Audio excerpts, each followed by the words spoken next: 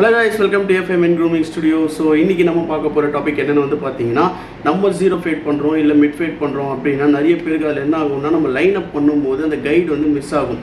Guide நான் எப்படி சொல்ல வரேன்னா, ஒரு சைடு வந்து நம்ம இங்கே கீழே மிட் ஃபேட் எடுக்கிறோம் அப்படின்னா மிட் ஃபேடில் இங்கே ஒரு லைன் எடுத்துருவோம் மார்க் பண்ணி, இங்கேருந்து மார்க் பண்ணுவோம், இங்கேருந்து மார்க் பண்ணுவோம், இதில் கொஞ்சம் மிஸ் மேட்ச் ஆகும்.